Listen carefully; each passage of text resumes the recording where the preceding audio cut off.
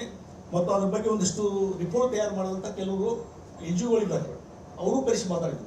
ಅದಕ್ಕೊಂದು ಏನು program ready ಮಾಡಿಕೊಂಡು ಆ ಯೋಜನೆ ಅನುಷ್ಠಾನ ಮಾಡಲಿಕ್ಕೆ ಕೇಂದ್ರ ರಾಜ್ಯ ಸರ್ಕಾರದ ಏನೇನು ಅನುದಾನ ತರಬೇಕು ಅದೆಲ್ಲ ಒಂದು ಪ್ರಯತ್ನವನ್ನು ನಾನು ಮಾಡ್ತೀನಿ ಅನ್ನುವಂಥದ್ದು. ಮತ್ತು ಇನ್ನೊಂದು ಭಾಳ ಮುಖ್ಯವಾಗಿ ನಮ್ಮ ವಿ ಪಾಟೀಲ್ ಇಲ್ಲೇ ಅದಾರ, ಎಸ್ ಟಿ ಪಿ ಪ್ಲ್ಯಾಂಟ್ ಈ ಬಡದಾಡ ಬದಲಿ ಅದ್ರಲ್ಲಿ STP ಪ್ಲ್ಯಾಂಟ್ ಕಂಪ್ಲೀಟ್ ಆಗಿಲ್ಲ ರೀ.